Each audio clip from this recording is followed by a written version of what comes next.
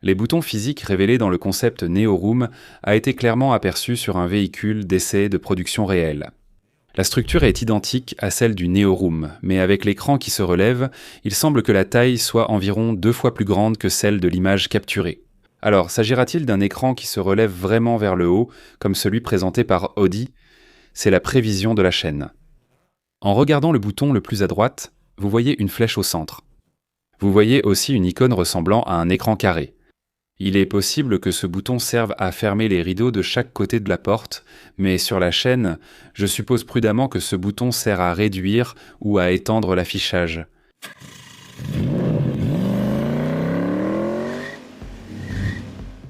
La référence du luxe en Corée du Sud. Genesis se prépare à lancer son SUV phare, le GV90. Récemment, de nombreux véhicules réels ont été repérés. On sent vraiment que le lancement approche. Surtout, les véhicules récemment repérés ne sont pas de simples prototypes de test, mais des véhicules d'essai qui mèneront à la production en série. Ce qui retient surtout l'attention, ce sont les jantes qui complètent le design latéral. Impressionnant de voir ces jantes au design si particulier. C'est vraiment incroyable. La taille est E8540R 24 pouces, et même les 20 pouces sont déjà considérées comme très grandes. Sur la GV90, des jantes monstrueuses de 24 pouces sont installées. Ici, c'est surtout le confort de conduite qui inquiète, mais je pense que vous n'avez pas à vous en soucier. La raison, c'est que pour la première fois sur un SUV Genesis, une suspension pneumatique est installée. Récemment, des médias étrangers ont annoncé que les tests de collision et autres tests de sécurité avaient été terminés, et des images réelles du GV90 qui semblent avoir été laissées à l'abandon ont été divulguées. On a pu constater que des feux de jour en forme de V, rappelant vraiment des ailes à 2 lignes, étaient appliqués sur ce modèle de grande taille, et le design latéral a également été divulgué. C'est vraiment très similaire au concept Nehorn. En particulier pour le port de recharge, il fonctionne électriquement et coulisse latéralement. Ceux qui ont déjà rechargé un véhicule électrique comprendront, il est conçu de cette façon pour éviter que le câble de recharge ne s'en mêle. Et l'intérieur a également été aperçu pour la première fois, grâce à la chaîne KCB.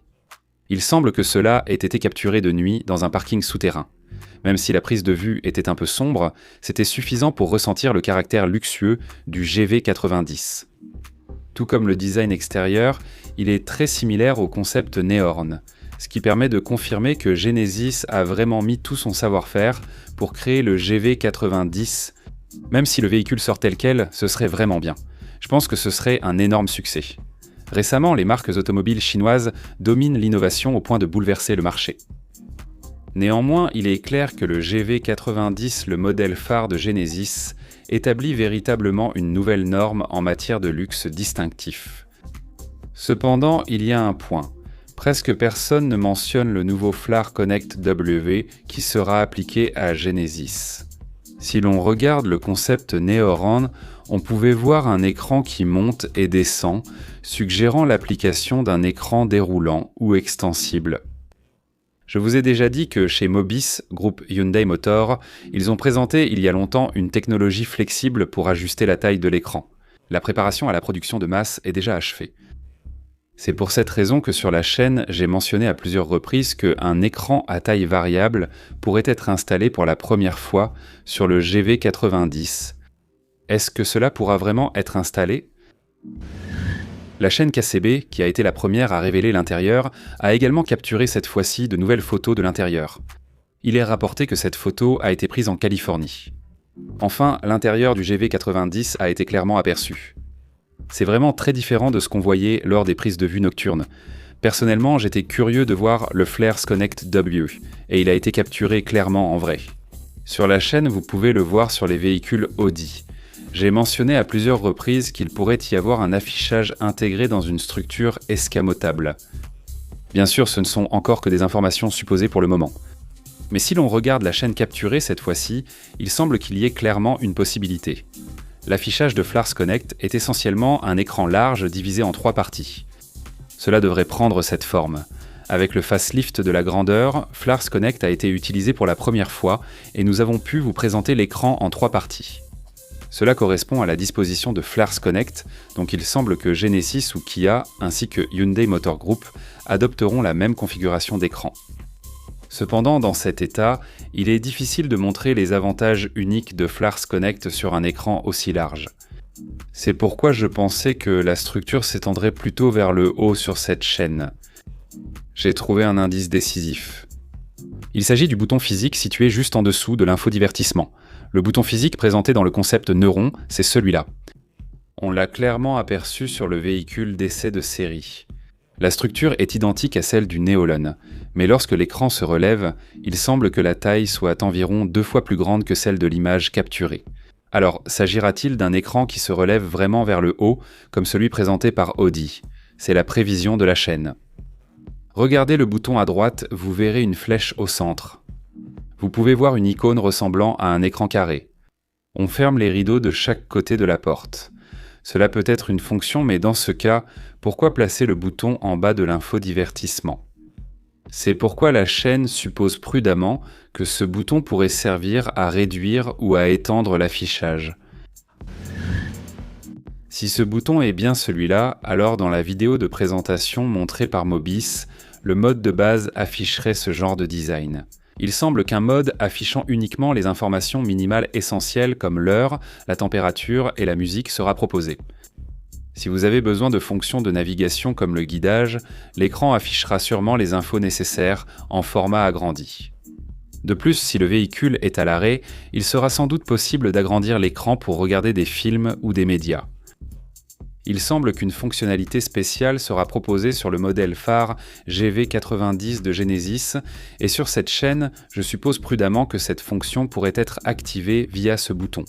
Je le répète encore une fois, il s'agit d'une information provenant de la chaîne. Ce n'est pas une information officielle, donc il serait bon de garder à l'esprit qu'elle pourrait être erronée. Et à l'intérieur, on peut voir un design vraiment surprenant. La Crystal Sphere, présentée pour la première fois sur la GV60, a été améliorée pour devenir encore plus belle. Jusqu'à présent, on pouvait voir le design en cristal sur plusieurs véhicules. Aucun véhicule n'avait montré un niveau de détail aussi abouti jusqu'à présent.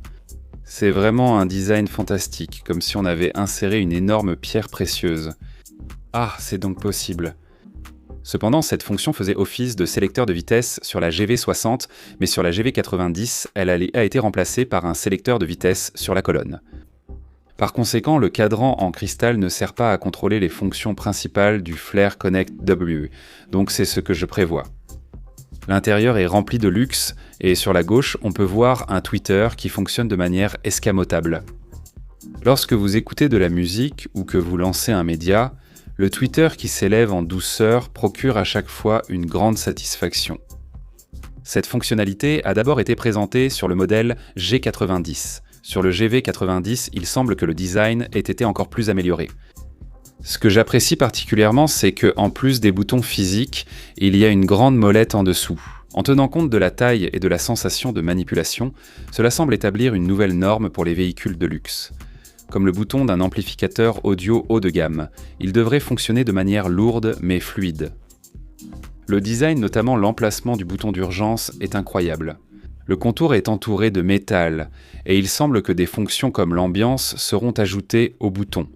Cela va vraiment montrer ce qu'est un espace luxueux. Si cela se concrétise, ces fonctionnalités, dont la porte sans montant, seront une première dans le segment du luxe. À l'intérieur, la GV90 sera probablement un véhicule rempli de nouvelles fonctionnalités que les marques de luxe traditionnelles n'ont jamais osé proposer. L'intérieur de la deuxième rangée a déjà été vu, et l'habitacle de la version 4 places offre plus d'espace que les berlines de luxe classiques. Une cloison sépare aussi l'arrière de la deuxième rangée de sièges. La console d'accoudoir avant fixe comporte un compartiment qui s'ouvre des deux côtés et devrait intégrer de série une fonction de réfrigération. On voit aussi une tablette permettant de régler l'habitacle de la deuxième rangée. Il est prévu qu'il soit détachable comme une tablette. On peut voir un motif matelassé sur la garniture de porte. Grâce à 3 haut-parleurs, les aigus, les médiums et les graves sont reproduits séparément. Bien sûr, grâce aux haut-parleurs de plafond, on aura une sensation d'espace en 3 dimensions. On peut vraiment s'attendre à un espace luxueux. Le GV90 devrait être dévoilé au second semestre de cette année. Pour finir, dites-nous en commentaire si, selon vous, l'infodivertissement du Flare Connect W sera fixe ou bien modulable. Je vous retrouve bientôt avec une vidéo encore meilleure. Si vous ne voulez pas manquer les prochaines actualités et souhaitez les recevoir automatiquement, n'oubliez pas de vous abonner à la chaîne et d'activer les notifications. Merci. Si cette vidéo vous a aidé, mettez un like, abonnez-vous et activez les notifications pour recevoir des infos sur les nouvelles voitures. Merci. Là,